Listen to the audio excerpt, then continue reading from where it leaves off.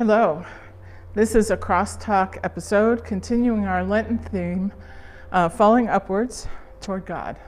My name is Denise Greller. I am a member of Trinity Lutheran Church in Laramie, Wyoming, and one of the lay preachers here. It seems to me that falling upward towards God takes intentionality. It takes a deliberate action on our part to seek time with God in a space or place where we are not distracted. I find that space most often in nature, whether I'm camping or kayaking or in my garden working or just observing beautiful scenery or a sunset. Many times that is when I most often have conversations with God.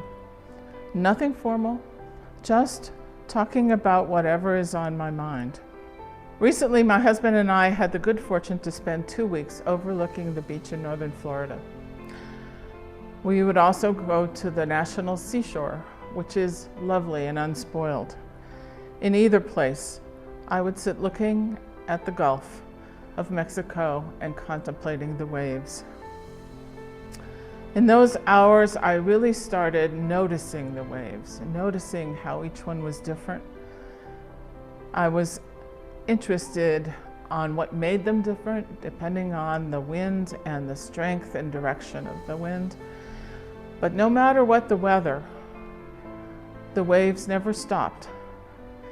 They continued 24/7, every day, every year, forever. The word that came to my mind was constancy. Like God is constantly with us.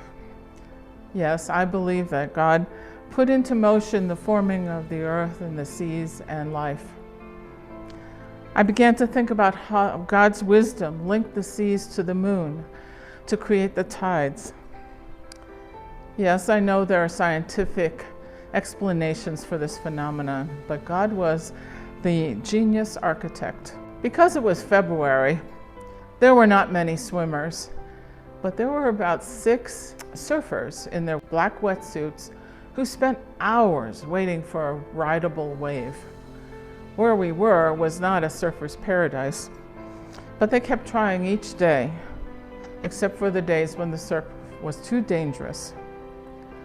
Then I began to contemplate that God, like the waves, may not always interact with us the same way. Sometimes God is there to comfort us. Sometimes to push or urge us to take some action, sometimes just to listen, but always to love us.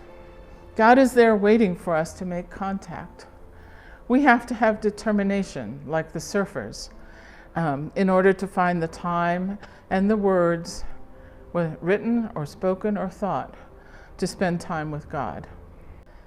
How do you or will you find time and space to spend with God this Lenten season and beyond?